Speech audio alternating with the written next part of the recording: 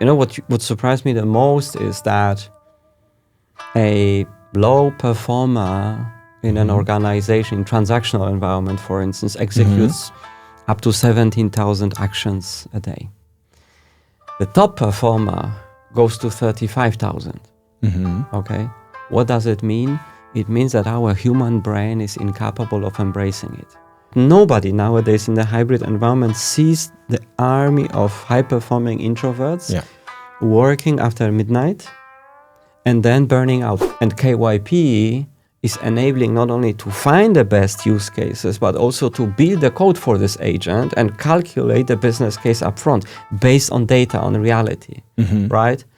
And building an AI agentic story is like going to the moon. What does it do? What is the benefit companies get from implementing it? Good night's sleep. Good night's sleep. We're a good night's sleep company. Leaders have a problem of using their guts feeling too frequently, right? And what we like is being data-driven, whatever you do.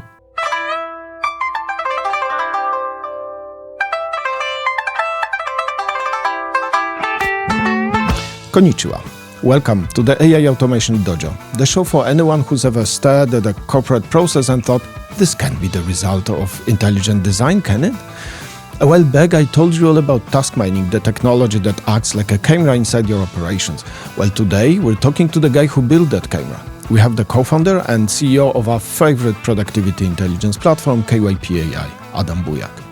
I'm your host, Andrzej Kinastowski, one of the founders of Office Samurai, where we believe the most expensive thing in business is a beautiful process map that has zero connection to reality.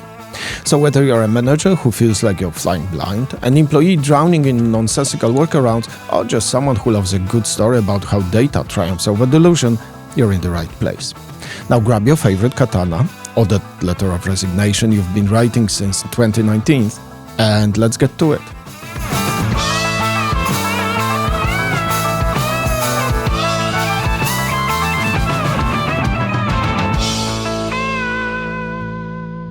Today we have Adam Bujak with us. I met Adam something like 15 years ago, and we actually met in Bangalore, India. He was managing operations for the BPO for Asia Pacific at the time, and I just visited for a week as a young, aspiring delivery excellence manager. I was at the time quite amazed by the amount of time and attention Adam was willing to give me. And sometime later, Adam came back from India and he took over the Global Delivery Excellence Organization. And he has become the boss of my boss's boss. And we had great cooperation.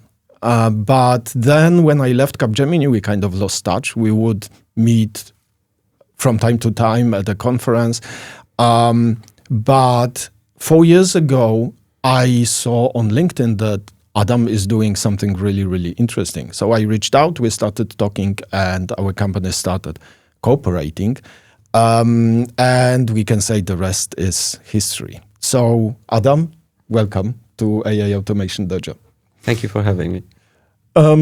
Listen, I wanted to start with asking you about the name of the company, KYP, which you guys translate to know your process, know your people, know your potential. It is quite clever, and I wanted to ask you, is this something that you started with, or did you have some early horrible names that you were rolling with before this one came up?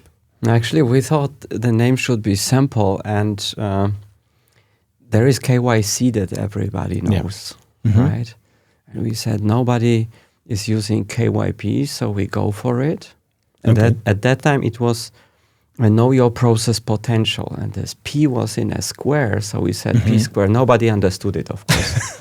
So it's a funny story, and actually our logo was drawn for the first time in one of the restaurants in Krakow. Oh, on a handkerchief. Okay. And we're very proud of it. So one can say that the company was born here in Krakow. Yeah. That sounds good. The best things, it seems, are drawn on a handkerchief somewhere. So yeah.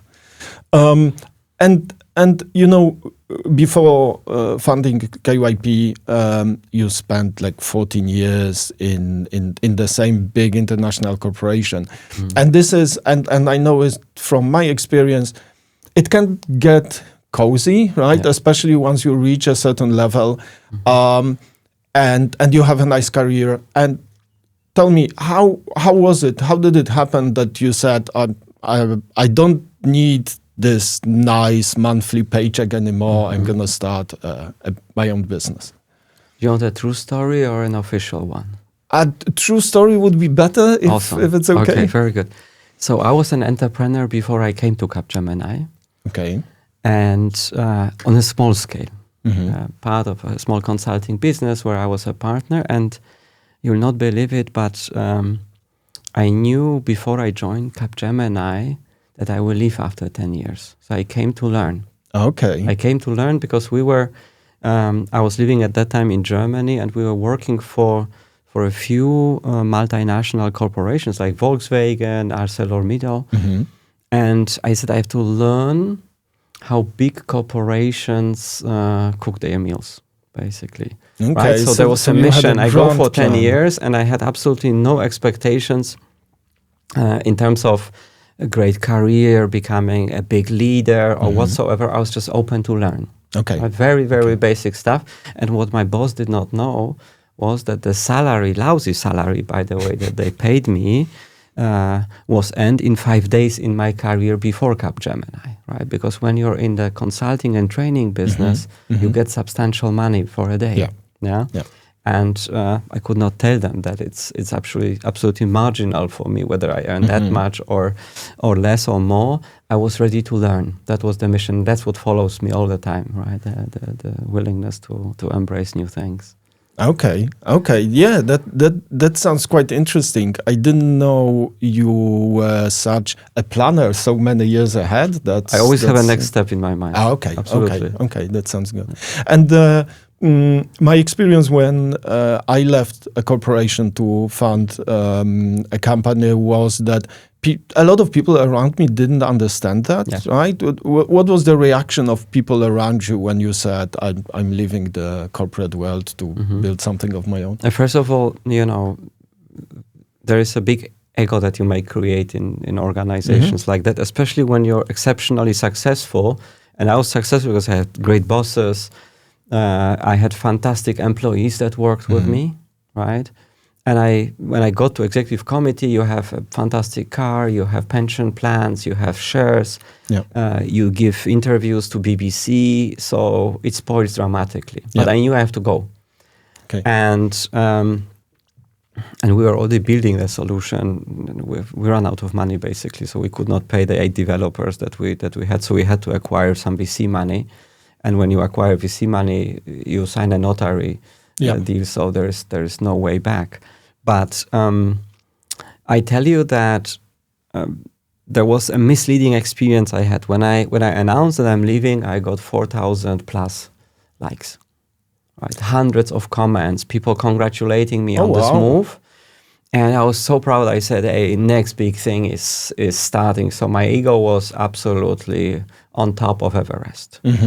And then my third post as KYP was like 12 likes. Right, so I knew something went wrong. And then I met one of my colleagues from that time 2 years ago in a global event, partner and client event that we are organizing, and you're attending as well. And when she got drunk, she told me, "Adam, we thought you're an absolute idiot." Because nobody drops a career, a job where you can easily retire. Right? I was owning global intelligent automation practice. I was defining the trajectory of Capgemini. I was flying to Los Angeles to meet Warner Bros. For 45 minutes. Absolutely awkward things. And then you're grounded. 12 likes, and I knew I'm starting from zero. Did you ever thought I should have stayed in the corporation, or did you ever doubt it was the right move to? Well, actually, every second day in this initial moments of your journey, you're looking into the mirror and you say, "I have 2 children. Yeah. I have a wife that is fantastic enabler of everything that I have achieved. And do they deserve another journey? My wife delivered her first baby when we were in India, so imagine. Yeah. So I'm giving them a roller coaster, and when I was thinking, and she absolutely accepted it. She knew that I'll be leaving for many years already. She didn't know what I will do, but these ideas are generated on the fly. And I have to tell you, at that time, every second day, look at the mirror and a question: am I an absolute idiot, or maybe it will succeed? Okay. Yeah. And you did. So that turned out great. I would say, success is a relative thing, because we're succeeding and failing every day, right? This is something that is an inherent value of being an entrepreneur, as you know, right? Yeah. You were wiser, you established your company much faster, and it didn't go unnoticed. I thought Andrzej is a clever guy, and you were building at that time one of the applications that was very critical.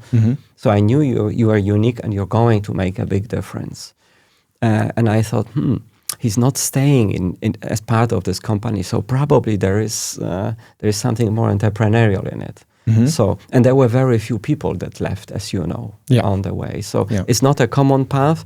And I would finish with one statement: don't do it.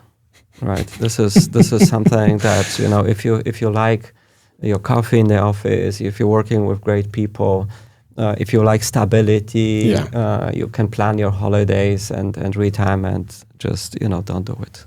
Yeah, it's not for everyone. I would say. I think for me, it was at the beginning. There was a lot of doubt, right? Yeah. It's you have a certain amount of money, and it's getting lower and lower and lower, and you think, am I gonna make it until it runs out? But I am really happy I did it, but it's clearly not for everyone. It requires a lot of you, and it is a big burden on yourself, on the family, and so on, for sure, right? And when you, why was the idea behind KYP what it was? So I know you have been into delivery excellence for a really long time.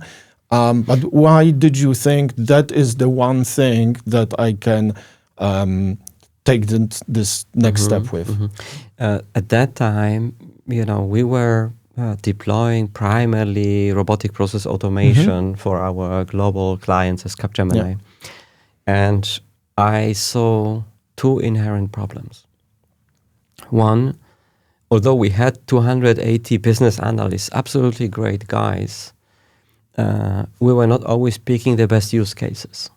Okay, so at some point of time, for instance, a controller or finance team looking at the investment they put, few millions usually in the game to deploy something, and then 80K savings, realized was not a good ROI for anybody. So we said, we have to somehow figure that out. And because, as you said, delivery excellence job at Capgemini was about analyzing processes, right? Streamlining, eliminating waste, standardization. And I knew that the process complexity is a little bit more than just a drawing on the board. And we said we need technology to embrace that. And when you're working for giants like Capgemini, they are not ready to shell out funds to build a big software solutions. They are in the service business. This is what they do very well. Yeah, they hire incredibly talented people, but software space is something that they are not touching, and for a good reason. So we had to go out and create something externally. Okay, so you basically thought, if I cannot do it within the company, I'm gonna have to do it outside. Okay, that's a good reason to. Plus, I had my mission. When I was starting at Capgemini, I said it's 10 years of learning, and because I'm not as clever as you are, it took me 14. So but I think there was a reason in it. Right? We were learning a lot, and it was our third idea actually, with Mirek, my co-founder, and Frank, and we then decided, you can't abandon these 8 people that you have hired. Your pockets are empty, so it's either now or never. Okay. And we have been working with your software for quite some time, and we know the power of it.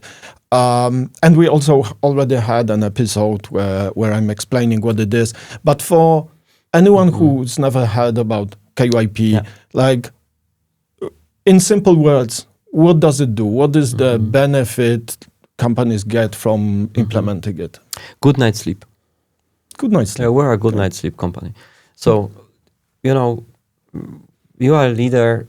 I was a leader, and leaders have a problem of using their guts feeling too frequently, right? And what we like is being data driven, whatever you do, right? So whether you steer operations, whether you drive change, whether you're willing to achieve something, you need data, and that makes the whole story much simpler, because the decision-making process is far, far easier. And you're using Google Maps or Waze probably. Yeah, so you have, I need to go for 500 kilometers. I'm planning to reach there tonight, so I need a certain amount of fuel.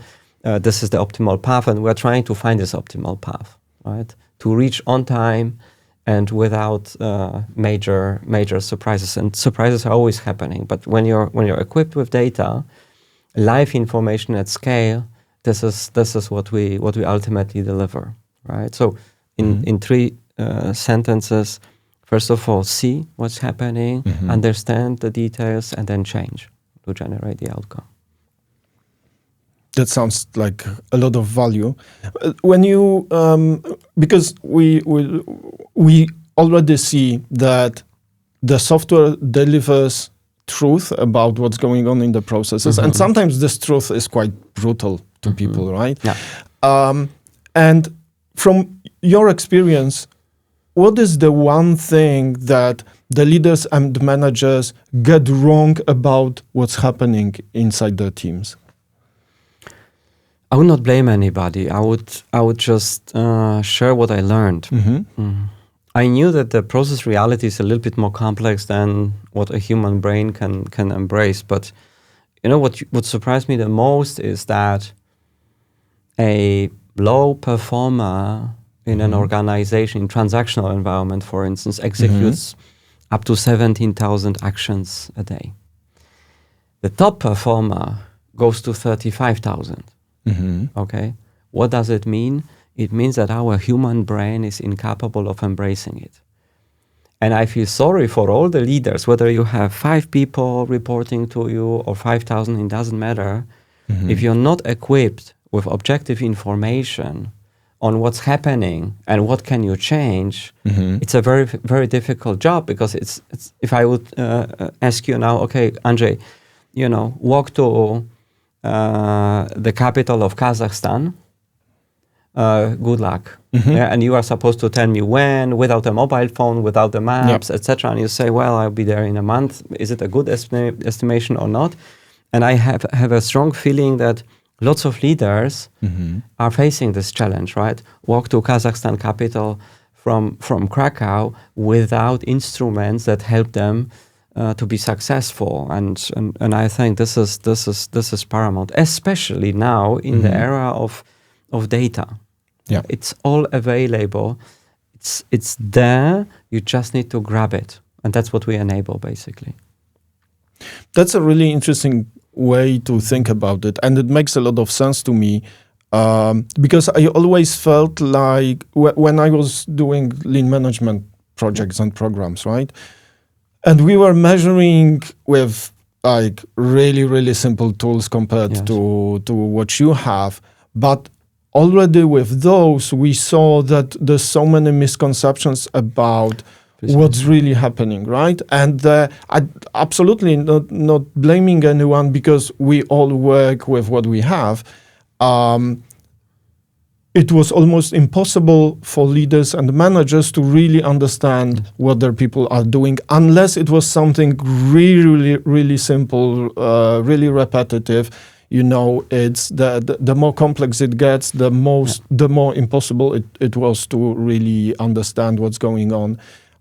whether the work is well distributed between people, between teams, and so on, right? So that part, for me, that part of like workload distribution was always my thing because I saw how badly it is distributed.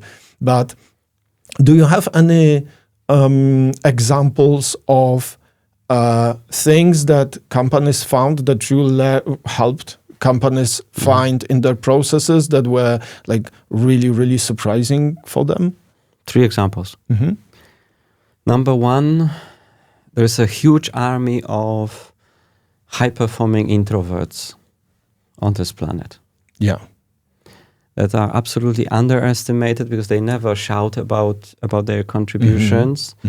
They are silent executors, usually supporting multiple parties.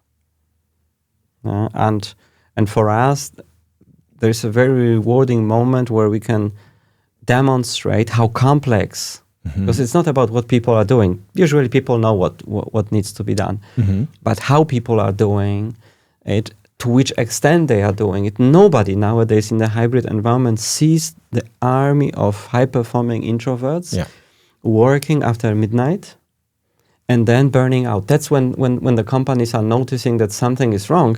And I'm not blaming anybody, because when you're a team leader, for instance, and you look at your team on one of the applications like Zoom or Teams, you can't really read their body language. You cannot establish the connection that you used to have when you were seeing them in the office and you both were sitting until midnight, and then you said on Friday, hey, you go home at 12 because you need to get enough sleep and recharge the batteries. Now it's not possible, or it's very, very difficult with the hybrid work that has so many advantages at the same time. But I believe it's penalizing those that are really high performing and not recognized. That's what we try to enable, the visibility of the contribution. That's one. Number 2, as I said, lots of people are taking wrong decisions, not because of the fact that they are, not experienced enough or incapable of something. It's about data, right? And when we are showing, for instance, that robotic process automation is absolutely useless, people open their eyes, but it has nothing to do with the greatness of RPA. The technology works. There's no doubt about it. But when you have 1 million variants and everything is done differently and you contracted at the wrong price, the license is just too expensive to continue the replacement. So this is the second aspect. How do I waste money on things that I, from my managerial perspective, see as relevant, but my employees would never execute on? Right? So there is a knowledge in the organization, but it never maneuvers or goes between the different levels. It stays where it is, and even if you're a very inquisitive leader, you're not able to embrace it because of the number of data points that you're dealing with, the 17,000 actions or 35,000 actions. This is inhuman. And then the third element is there's a constant change, right? People are talking now about AI agents, and KYP is enabling not only to find the best use cases, but also to build the code for this agent and calculate the business case upfront based on data, on reality, right? And building an AI agentic story is like going to the moon, right? It's not your trip to Kazakhstan. It's a little bit more complex, right? You may lack oxygen on the way, and there's lots of aspects that you have to take into consideration. So again, we see ourselves as the enabler to succeed, to de-risk it, to make sure that in 5 years, you're still going to be in a position or in a better constellation that you are now, and you can navigate this fast-moving change. Yeah, that would be the 3 things I would consider relevant. That makes sense. And you touched upon Gen AI, which is all the hype right now. And I know you're already implementing things around Gen AI, like the concierge and generating prompts for agents. Yes. But like in the long run, like if you think about the next 5 or 10 years, Mm-hmm. do you consider generative AI something that will actually be a game changer when it comes to business processes? Or do you consider it more of a distraction from the core problems that we've had for decades? Neither nor. Okay. Time will tell. For us, I can probably only humbly speak about our experiences. When Mirek, our CTO, told me that he's going to apply OpenAI to a process graph, I said, hey, what's the value of it? I see what I need to see, and this is sufficient. Now, what we saw, what's coming out of the data points that we are uploading, as you know, we're generating data, we aggregate that, and then we let the engine interpret it. It's absolutely exceeding all expectations that I had. Right now, you can prompt with KYP your organization. We have leadership prompts, which basically tell you, hey, appreciate this team because they did an exceptional job yesterday, things that you probably not noticing, right? Or it tells an employee, look, you're working so hard.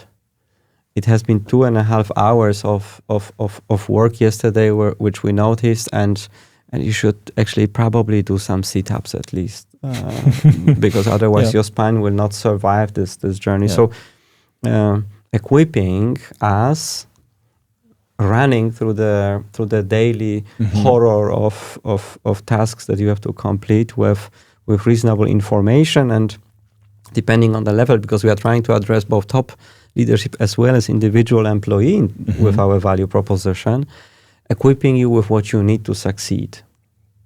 Yeah, will it change a lot? It depends whether you use the data or not. I'm a heavy user of Perplexity, right? I have my spaces, and I'm fascinated with the simplicity of how I execute things. For instance, when you want to invest, I have certain profile. I want to see, is there insider trading, etc. I don't need to type that in. I just type in the company name, and the job is done. And I was recently in a training on value proposition communication, right? And the guy came from Singapore, very sophisticated trainer, and he said you need to fill in a 5x5 table with some contents. And I just took a picture and uploaded it to Perplexity Labs and got the answers, right? And he said, do you guys need 30 minutes? And everybody nodded. Right, and most people were sitting together. I was alone because I came last, and I was just sitting and not writing anything, just scrolling through it. And he thought I'm just not interested in and scrolling through my phone. And he says, "Hey Adam, what's up? Did you have a problem with my training?" I said, "No, I'm already done." It took Perplexity 120 seconds or so. Yeah. I said, "How you're done? There's nothing written." I'm just validating what was recommended, and then he learned that actually, you can also learn something from your students. Yeah, and this is fascinating. So I believe it's about adoption. It's not about being equipped with all these co-pilots that may help you or not. It's about adoption. It's about how you structure this journey for people that may not be as obsessed with these technologies, as hungry as we are on a daily basis, and still give them an opportunity to benefit from it. And that's why we, for most sophisticated users, we are enabling, everybody can prompt with KYP, but you can also define 2 pages long prompts that are just clickable through a pathway. And the employee or a team leader or whoever is interested, they don't need to code to understand the complexity. And I think this is the most important element. How do I drive adoption? And how can my people, my teams embrace the potential of what it's there? Because the potential is unquestionable. There's no discussion about that. Yeah. But we've seen that there's plenty of amazing technologies that are utilized at 5 to 10%. I see it on a daily basis. I think that's the challenge, right? This way of thinking, we are early adopters, right? I also use it a lot. My favorite is Gemini at the moment, but it's kind of the same thing. But there's a lot of people that need somebody to prepare things for them and to tell them, like, you can use this or that. If you're more interested, you can go deeper, but this kind of basic level of understanding is something we need to help people with. And kind of coming back to the data, it's always been like this. Even if you have loads of data, if you don't have people who are able to understand it and know at least what questions to ask, the data is worthless, right? Exactly. So from that perspective, Gen AI can potentially help us a lot. Like you said, if we prepare it for the people, they can just go and get the answers that they probably didn't even know they can get from a machine, right? And then I would add a context to it because,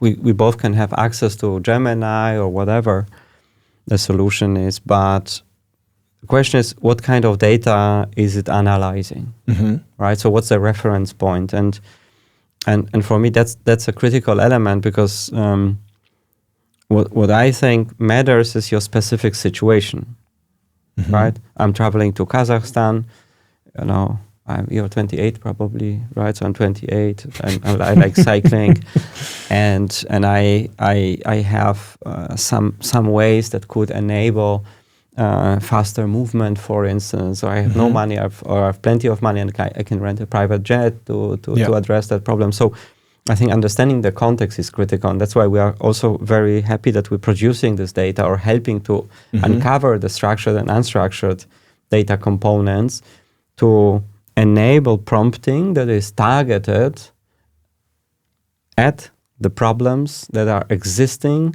in a given specific organization, in a department, in the process. Yeah. And that's the future that is absolutely relevant. So you're focusing on maybe on a mini set of data points. Doesn't have to be huge. It can be, but it doesn't have to be huge. And then you have precise instructions on the journey to the capital of Kazakhstan. So using the metaphor. Yeah, that sounds good. Yeah, absolutely. And then the leader can ask a question that will be answered in the context of the data of their own team and not just a generic answer for any kind of a leader. And when a big part of this technology is the understanding of what people are doing on their computers. And for a lot of people, and I know this from experience, the first time we talk about this kind of technologies with our customers, a lot of people get this kind of big brother kind of a feeling. And how do you approach this human privacy and human feelings of being observed? How do you talk to people about this making sense for them as employees? So first of all, we wanted to be a privacy-first company, meaning you only need as much data as is required to achieve something. And the objective may be, I want to improve my performance, or I want to do less, right? I want to execute less transactional work and use my knowledge. We're meeting on the daily basis hundreds of people that have phenomenal knowledge, and what they do is absolutely basic. Yeah, I think it's waste of their brain power, right? So we see this as an enabler, and because at the beginning you see nothing, you're deciding what will be whitelisted, right? So maybe you want to understand, where copy paste happens most frequently, jumping between SAP and Excel, the most favorite exercise of people. And so I would say this observability is essential on the how, right? But not necessarily, the times where people were monitored are over, in my opinion.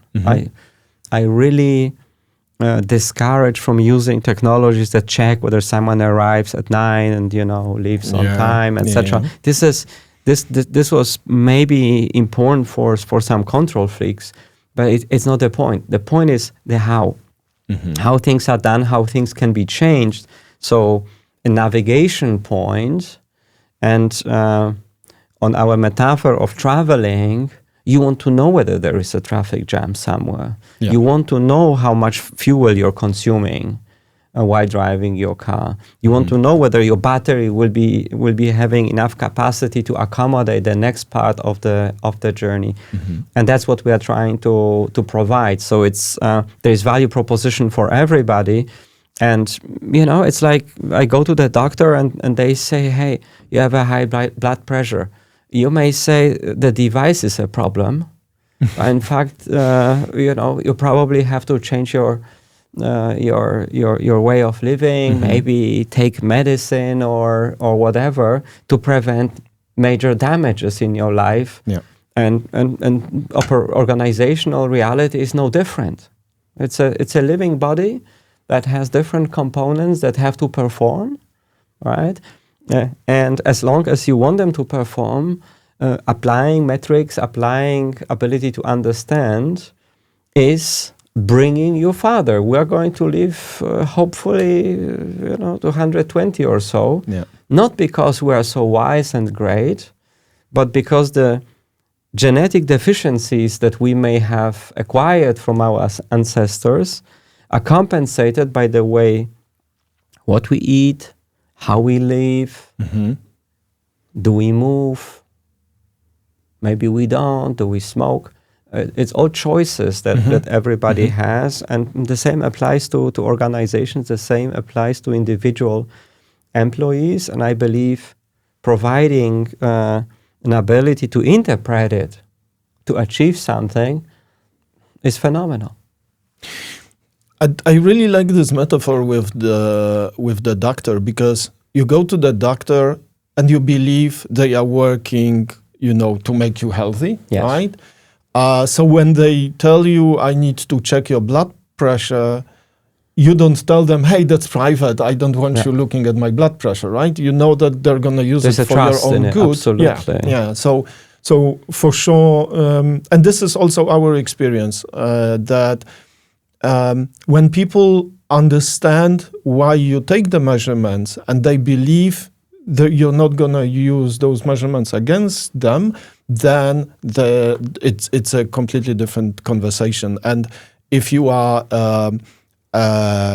an insurance company trying to take my blood pressure, then I will probably be suspicious of giving you this kind of information, because I know we don't necessarily have a common interest in this, right? Absolutely. But the insurance ultimately will know what your bills are coming for. So, based on the medicine that you may be taking, ultimately they also learn. So it's, in my opinion, it's a delayed information that anyway reaches. The point that I'm trying to make here is I'd like to prevent the high blood pressure, right? The discussion with the doctor is not about how can you heal me out of this disaster, but how can I prevent this situation from happening? And we see lots of illnesses in every organization. I believe preventing it from happening is the most critical one, especially in a fast-changing environment that we are operating now. Yeah, but absolutely. And for your doctor to keep you healthy, you need to do your checkups regularly, and you need to measure the parameters of your body so they know what to do with you, right? Plus, you need to live your life reasonably. Yes, that's what people learn. A big part. Most of the older I'm getting, the more exciting it gets, because I don't belong to the part of a society that says, I will live my life when I retire. It's too late. Right? I enjoy every moment, and I have to work every moment on increasing the chances of surviving the next 10 years, because in 10 years, probably, if something happens, some problems may be curable that are not curable now. So I rather have in mind how you can navigate this whole complexity in a healthy manner, rather than curing something that has been established. But of course, if it's already a disaster, a disaster. I have a funny, not so funny, but a good good story for that.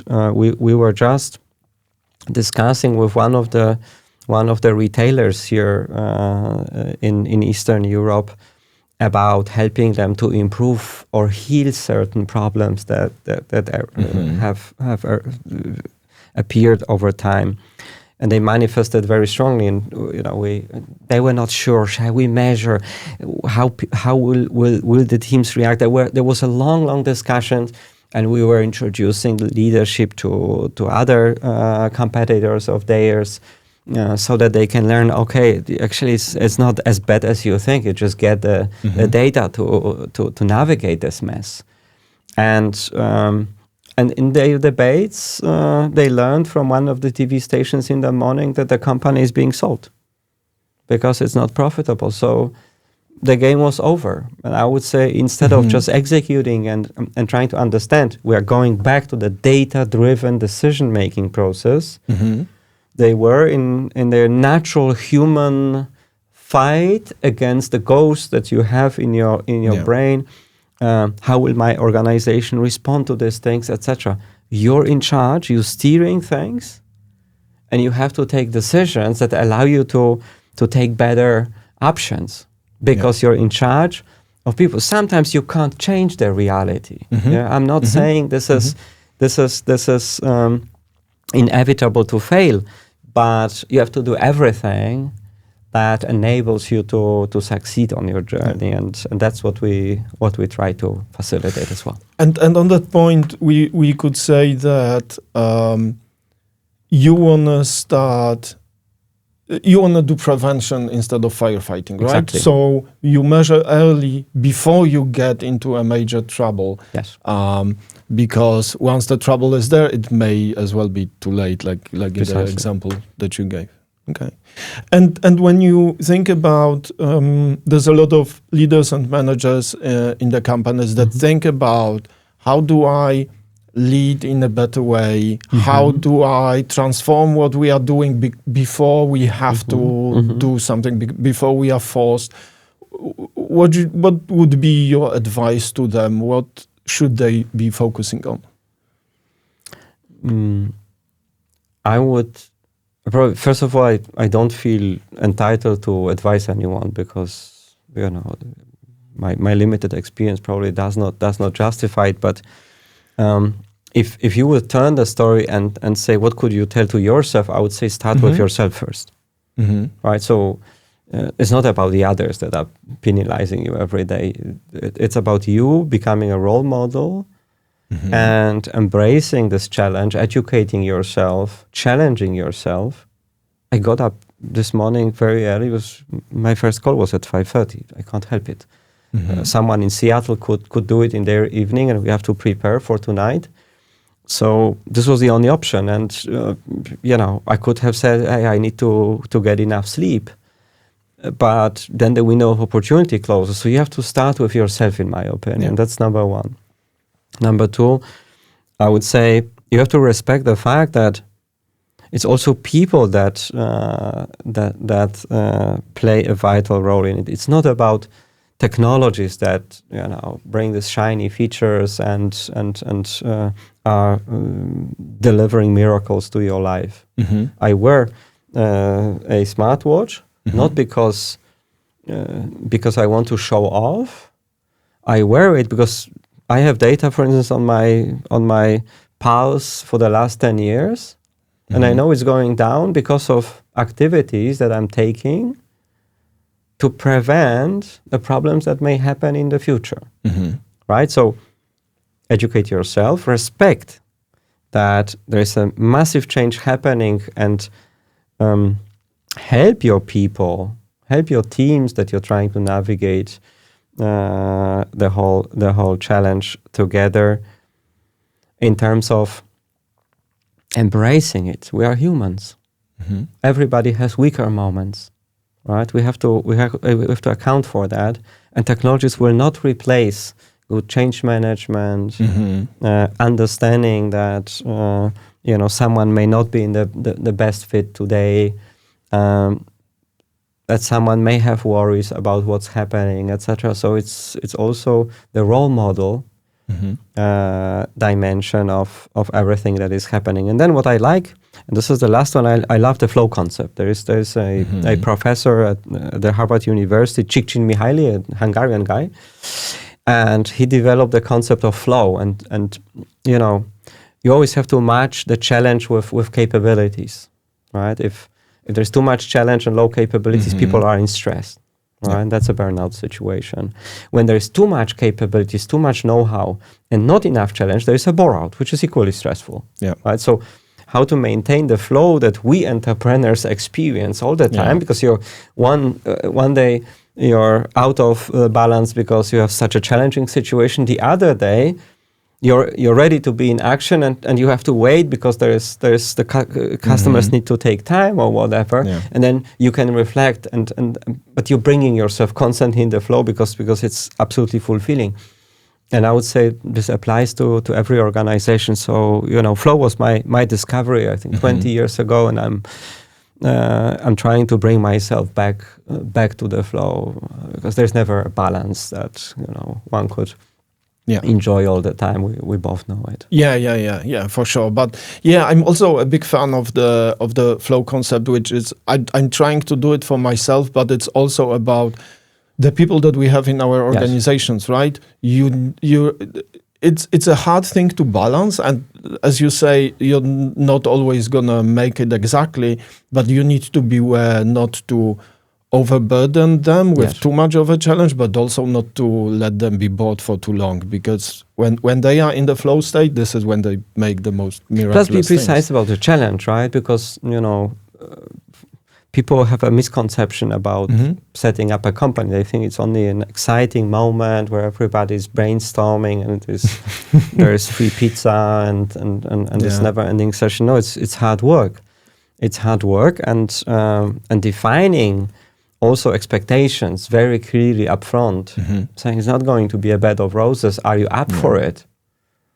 That's what we tell our candidates.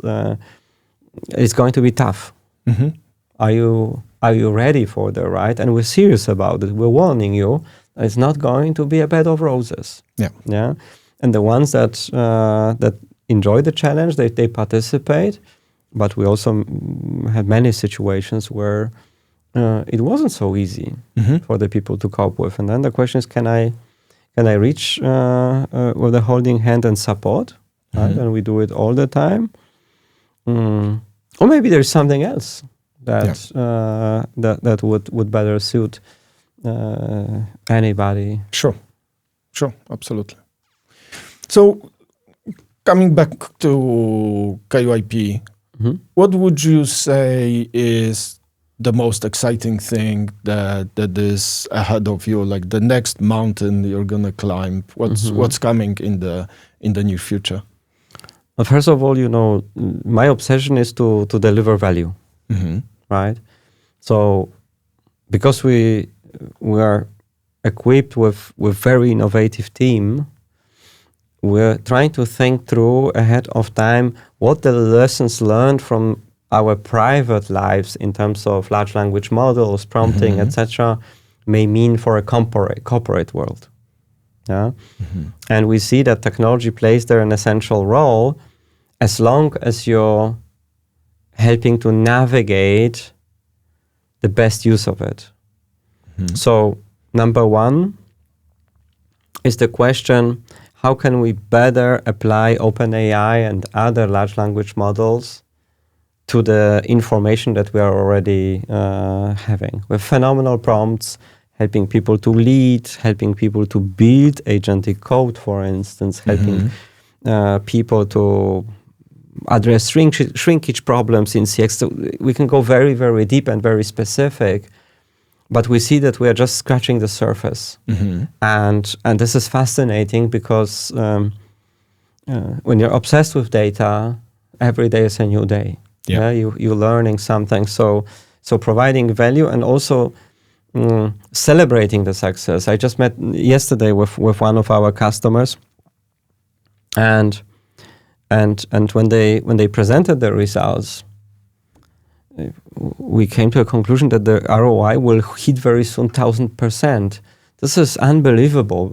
And I was thinking myself, maybe I'm underpricing our product. But very honest, this is exactly what makes your life spinning. When you add value, people smile at you and say, "Hey, we navigated it together.